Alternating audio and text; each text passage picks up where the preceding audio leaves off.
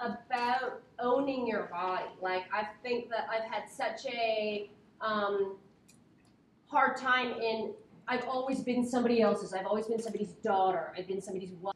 Had trouble, like, I wanted to be thinner. I wanted to be prettier. I wanted to be that, and I own myself. I was always part of somebody else's ownership and my body. I grew up around also a lot of people who were very heavily tattooed. My father had this bookstore in San Francisco in the 70s and the 80s that was, it was a gay bookstore, and he hired a lot of people who were heavily tattooed, so that's my tribe, the people that I come from, and that's why it was, to me, and it was something that I knew that I would eventually evolve into.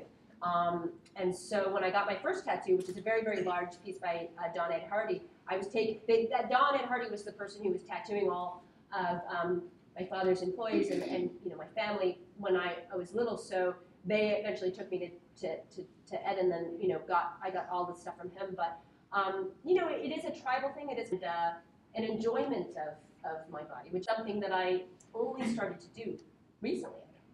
What number tattoo are you up to now? Do you realize now you cannot be buried in a Jewish cemetery? I know, it's so sad. I would say maybe I've got about 75 to 77.